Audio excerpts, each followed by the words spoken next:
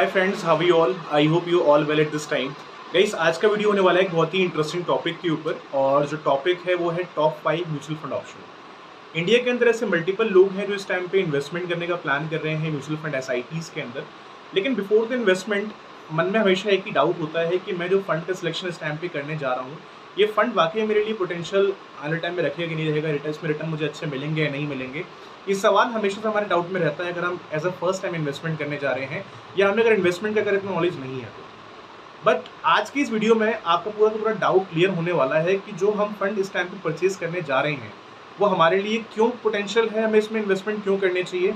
आपके सारे के सारे डाउट इस वीडियो के अंदर क्लियर हो जाएंगे, क्योंकि मैं आप लोग के लिए आज 5 ऐसे म्यूचुअल फंड के ऑप्शन लेकर आया हूँ जहाँ पर अगर आप एक इन्वेस्टमेंट करते हैं शॉर्ट टर्म के लिए या फिर लॉन्ग टर्म के लिए इन फंड्स के अंदर, आई एम डेफिनेटली श्योर आप यहाँ से एक अच्छे खासे रिटर्न को जनरेट कर सकते हैं।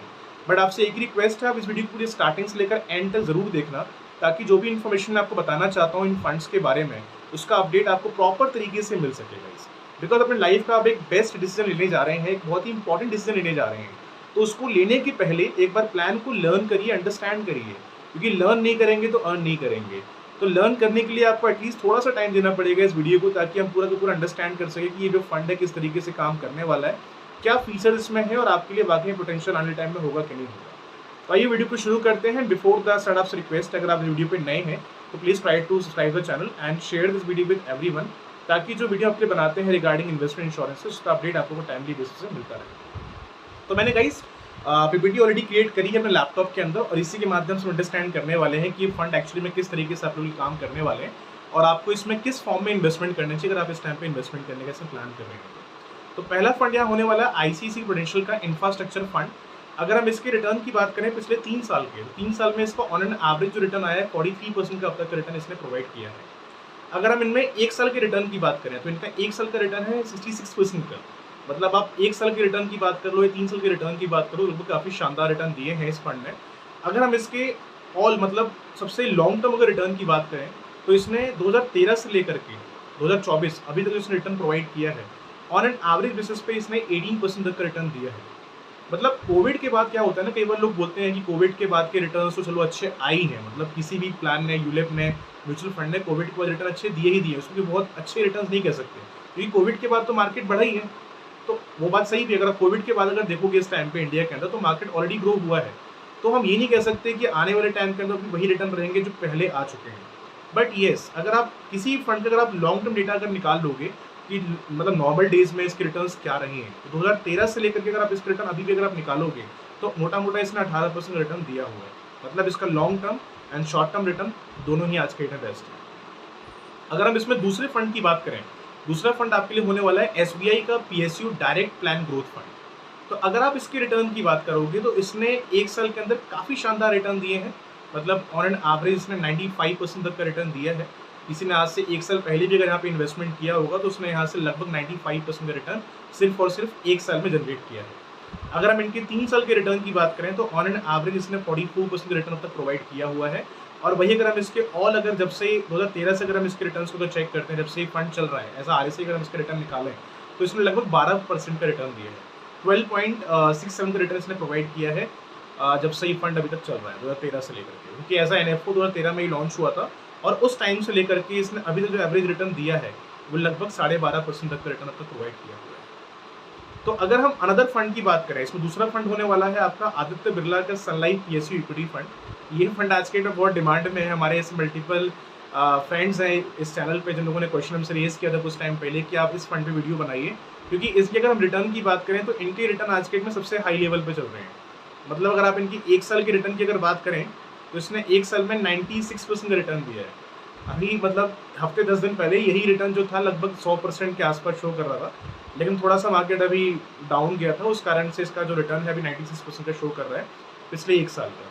तो इनके रिटर्न भी फिलहाल शॉर्ट टर्म में काफ़ी अच्छे रहे हैं। अगर हम इनके रिटर्न की बात करें पिछले 3 साल में तो 47% रिटर्न इसने प्रोवाइड किया है। अगर हम वही इसके ऑल ओवर अगर समय की बात करें तो जब से ये फंड चल रहा है इसने ऑन एन एवरेज बेसिस पे जो रिटर्न दिया है तो 34% रिटर्न दिया है। तो फिलहाल ये फंड आपका 2020 में लॉन्च हुआ रहा, 10 रुपये का एनईवी था, ठीक है। और अभी जो इसका एनईवी का प्राइस है बढ़ के हो चुका है लगभग 35 रुपये समथिंग का, 35 रुपये 53 पैसे इसका प्राइस है। तो अगर आप अभी इन्वेस्टमेंट कर रहे हैं, मतलब 2024 में अगर आप आज इन्वेस्टमेंट करते हैं अप्रैल मंथ, जब हम वीडियो आज क्रिएट कर रहे हैं, तो अभी के हिसाब से जो आपको एनईवी का प्राइस देखने को मिलेगा 35 रुपये समथिंग इसका प्राइस अभी चल रहा है। अगर हम वही एसबीआई के एनईवी की प्राइस की बात करें, इसका प्राइस टाइम पे चल रहा है 32 रुपये का। मतलब अगर आप आज इसमें इन्वेस्टमेंट कर रहे हैं तो आपको जो एनईवी का प्राइस है देखने को मिलेगा 32 रुपये का एनईवी रहेगा, और उसी के हिसाब से आपको अलॉटमेंट मिलेगी। दूसरा फंड हमने डिस्कस अभी किया था कुछ टाइम पहले, वो था आपका आईसीसी का। इसका एनईवी का प्राइस थोड़ा सा महंगा है, लगभग इसका प्राइस 183 रुपीज़ का है। मतलब अगर आप इसमें अभी इन्वेस्टमेंट करने जा रहे हैं तो आपको जो एनईवी का प्राइस देखने को मिलेगा वो 183 रुपीज़ का रहेगा। अदर जो फंड है गाइस मेरे फोर्थ कैटेगरी बेस्ट लिस्ट में, वो है निपॉन इंडिया का power and infra fund direct growth option. मतलब आप इसमें अगर इन्वेस्टमेंट करने जाएंगे, आप नाम से मालूम पड़ रहा है power and infra fund direct growth. तो इंडस्ट्री अगर बात करी जाए ना, तो आज के डेट में इंडस्ट्री बहुत मैटर करती है। अगर आप लॉन्ग टर्म में शॉर्ट टर्म के लिए इन्वेस्टमेंट कर रहे हैं, इंडिया में आज के डेट लोग ईवी में इन्वेस्टमेंट कर रहे हैं, ईवी के अलावा पावर में इन्वेस्टमेंट कर रहे हैं, राइट। ग्रीन इंडस्ट्रीज में इन्वेस्टमेंट करने जा रहे हैं, आईटी में इन्वेस्टमेंट कर रहे हैं। क्यों कर रहे हैं? बिकॉज आने वाले टाइम में इनकी डिमांड इंडिया में बहुत तेजी में ग्रो होने वाली है। ये सेक्टर्स आने वाले टाइम में तेजी में बढ़ रहे हैं। ईवी गाड़ियाँ मार्केट में आज के डेट में आ रही है, पावर का डिमांड बढ़ने वाला है, पेट्रोल कम हो रहा है। तो आप जानते हैं अगर ये सब चीज़ें जैसे जैसे आगे बढ़ेंगी वैसे वैसे इंडिया के अंदर मार्केट ग्रो करेगा। इसलिए आज के डेट में इंफ्रास्ट्रक्चर हो गया, आपका पावर हो गया, आपका आईटी हो गया, आपका ईवी हो गया, इनकी डिमांड आने टाइम में बहुत तेजी में ग्रो होने वाली है। तो आप इन्हीं टाइप के फंड्स में इन्वेस्टमेंट करो तो आने वाले टाइम में आपको रिटर्न अच्छे खासे यहाँ से बन के मिल सकते हैं। तो अगर हम निपॉन इंडिया के अगर फंड की बात करें तो इसका जो रिटर्न अब तक पिछले 3 साल में ऑन एन एवरेज आया है, इसने 40% का रिटर्न दिया है पिछले 3 साल के अंदर, और 1 साल का जो इसका एवरेज रिटर्न है वो 81% तक का रिटर्न है। मतलब इसके रिटर्न भी काफ़ी शानदार रहे हैं। 1 साल में इसने रिटर्न 81% तक का दिया हुआ है। 3 साल के जो इसके रिटर्न है लगभग 40% के रहे हैं।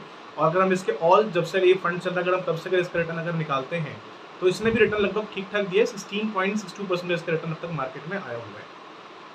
दूसरा जो इसमें फंड होने वाला है गाइस फिफ्थ कैटेगरी में, वो है लास्ट क्वांट का small cap fund direct growth option. तो अगर हम इसके रिटर्न्स की बात करें तो ऑन एन एवरेज बेसिस पे इसने 3 साल में जो रिटर्न दिया है वो 41% का रिटर्न दिया है, और पिछले 1 साल में इसने रिटर्न दिया 74% का। तो इनके आपको शॉर्ट टर्म रिटर्न अच्छे देखने को मिलेंगे, बट मुझे क्वांट के अंदर थोड़ा सा एक ड्रॉबैक ये लगता है, अगर हम इनकी लॉन्ग टर्म अगर रिटर्न चेक करेंगे ना तो लॉन्ग टर्म में कोई रिटर्न बहुत अच्छे भी नहीं है। मतलब आप ये कह लो कि मतलब कोविड के पहले अगर हम ग्राफ अगर चेक करेंगे तो कोविड के बाद इनको बहुत अच्छा जंप मिला है। इनके रिटर्न कोविड के बाद बहुत तेजी में ग्रो हुए हैं, लेकिन अगर आप कोविड के पहले अगर इनके ग्राफ अगर चेक करेंगे तो इनकी मार्केट कोई बहुत खास नहीं रही है, बहुत डाउन रही है स्टार्टिंग से लेकर के। मतलब ये जो फंड है ना, आप ये कह लो कि कोविड के टाइम से ही ग्रो होना शुरू हुआ है। कोविड के पहले लगभग ग्रो किया था, बट बहुत कम आंकड़े के हिसाब से ग्रो किया था। आप ये अंदाजा लगा के चलो कि 2018 के टाइम पे जो एनईवी का प्राइस है इसका वो 40 रुपीज़ का था 2018 में, और आज अगर आप इसके एनईवी के प्राइस की बात करोगे, अभी इसका एनईवी का प्राइस 265 रुपये का हो गया है। 265 रुपये मतलब कितने साल में? अगर आप 2018 में चेक करोगे प्राइस जो 40 रुपये समथिंग का था, बढ़ते बढ़ते बढ़ते कोविड में गिरा, कोविड में हो गया इसका प्राइस आपका 34 रुपीज़ समथिंग का, और वहाँ से इसने पेस पकड़ा, और आज इसका जो एनईवी का प्राइस है वो हो चुका है आपका 265 रुपये समथिंग। बट मुझे लॉन्ग टर्म में थोड़ा सा इसमें ड्रॉबैक ये लगता है, अगर आप इसके लॉन्ग टर्म के रिटर्न अगर चेक करेंगे कोविड के पहले के, तो बहुत शानदार रिटर्न नहीं रहे नॉर्मल डेज के अंदर। अब जैसे कोई फंड में अपने रिटर्न मैंने जो बताए हैं आपको 1 साल के, सबके रिटर्न 50% से ऊपर ही दिख रहे हैं। तो 1 साल 3 साल पे बिल्कुल ट्रस्ट मत करना, ये मेरा आपसे पर्सनली कहना है।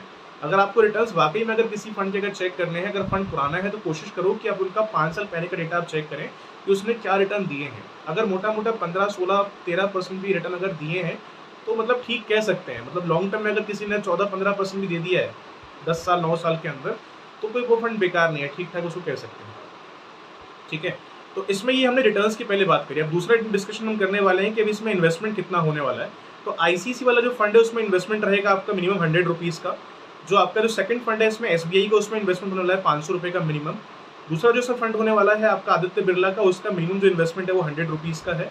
जो निपॉन इंडिया है इसमें जो मिनिमम इन्वेस्टमेंट होने वाला है वो 100 रुपीज़ का है, और जो क्वांट का इन्वेस्टमेंट है उसमें कम से कम 1000 रुपये का रहेगा इन्वेस्टमेंट। तो इस टाइम पे क्वांट में अगर आप इन्वेस्टमेंट करते हैं तो यहाँ पे एटलीस्ट आपको जो इन्वेस्टमेंट स्टार्ट करना होगा कम से कम 1000 रुपये के हिसाब से स्टार्ट करना होगा अपना।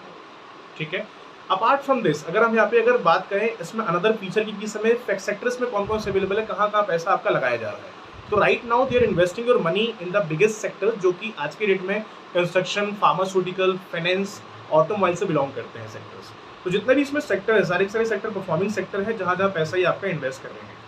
सबसे पहले अगर हम बात करें गाइस इसमें एक्सपेंस रेशियो कितना होने वाला है आईसीआईसी वाले के अंदर, तो आईसीआईसी के अंदर जिसमें एक्सपेंस रेशियो इस टाइम पे रहेगा वो 1% का एक्सपेंस रेशियो है, 1.03% का इसमें एक्सपेंस रेशियो है। अगर आप इस फंड में इन्वेस्टमेंट कर रहे हैं तो इसमें आपको जो चार्जेस पे करने होंगे वो 1.03% का यहाँ पे एक्सपेंस रेशियो हर साल पे करना पड़ेगा।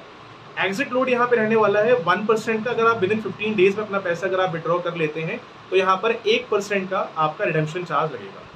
अगर हम वही बात कर लेते हैं एसबीआई के आंकड़े की कि एसबीआई में इस समय कितना एक्सपेंस रेशियो है, तो इसका जो एक्सपेंस रेशियो इस टाइम पे आईसीआईसी मुकाबले काफ़ी कम है। कितना है एक्सपेंस रेशियो यहाँ पे आप लोग के लिए होने वाला है, ये है इस टाइम पे 0.92% का एक्सपेंस रेशियो। एग्जिट लोड यहाँ पे होने वाला है 0.50%। अगर आप विदिन 30 डेज में पैसा यहाँ से विड्रॉ करते हैं तो यहाँ पे आपका जो एग्जिट लोड है वो 0.50% रहेगा।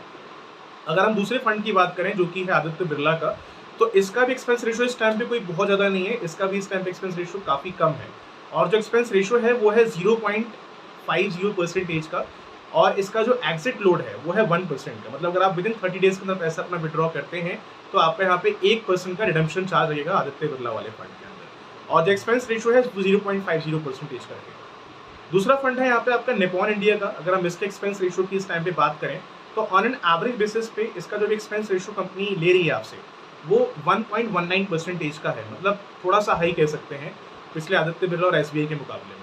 तो 1.19% एक्सपेंस रेशियो इस टाइम पे है इसका और जो एग्जिट लोड है वो है 1% का। अगर आप विदिन 1 मंथ के अंदर पैसा इसमें से आप विड्रॉ करते हैं तो कम से कम आपको यहाँ पे 1% का रिडम्पशन चार्ज पे करना पड़ेगा। लास्ट जो फंड है अपना वो है क्वांट का, स्मॉल कैप फंड, जिसका हमने डिस्कशन अभी थोड़ी देर पहले किया था। अगर हम इसके एक्सपेंस रेशियो की बात करें तो इसका एक्सपेंस रेशियो इस टाइम पे रनिंग है that is only and only 0.70% और जो यहाँ पे एग्जिट लोड होने वाला है वो है सिर्फ और सिर्फ 1% का।